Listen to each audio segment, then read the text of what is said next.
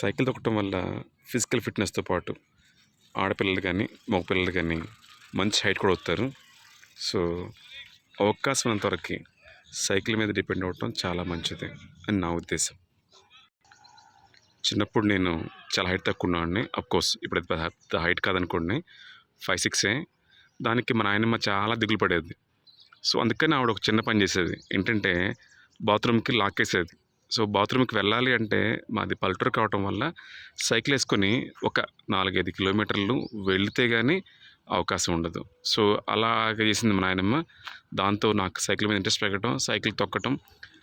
ఎందుకంటే బాత్రూమ్కి వెళ్ళాలి అంటే సైకిల్ తొక్కాల్సిందే, వేరే ఆప్షన్ లేదు. అది కూడా 2 కిలోమీటర్లు ఊరి చివరికి వెళ్ళి 2 కిలోమీటర్లు ఊరి చివరికి వస్తే కానీ లేదు. అట్లీస్ట్ ఈ మాత్రం హైట్, ఈ 5'6" హైట్ నేను ఉన్నాను అంటే కారణం మా నాయనమ్మ వైదేహి.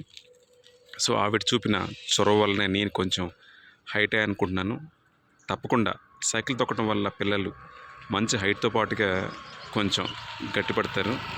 అవకాశం ఉన్నంతవరకు సైకిల్ తొక్కించడం మంచి పద్ధతి. నాకు నేనుగా ప్రాక్టికల్గా చూసిన అనుభవం ఇది. సో లేకుంటే పిల్లలు ఇంట్లో మొబైల్కో దేనికో ఉండిపోతారు. అట్లీస్ట్ మార్నింగ్ ఒక 1 అవర్ సైకిల్ తొక్కిద్దాం.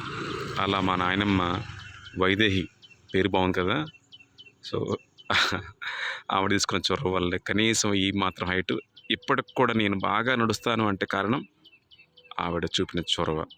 దాంతోపాటుగా చిన్నప్పుడు మా ఊరిలో సినిమా థియేటర్ కూడా 2-3 కిలోమీటర్ల అవతల ఉండేది. సినిమాల మీద ఇంట్రెస్ట్ చూడాలంటే నడిచి వెళ్ళాల్సిందే. ఏమో ఎందుకో చేతిలో బండి ఉన్న నడిచి వెళ్ళటమే అలవాటు. సో సైకిల్ తొక్కుదాం, ఆరోగ్యాన్ని కాపాడుకుందాం.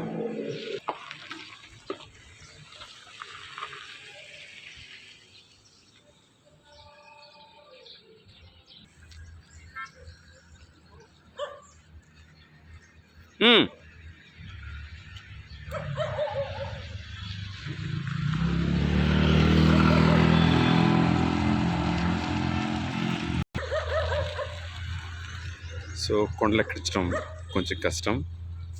చూద్దాం, మెల్లమెల్లగా ట్రై చేస్తే కొంతకాలం తర్వాత కానీ ఆ ఫోర్స్ ఎనర్జీ అనేది ట్రై అవుతుంది.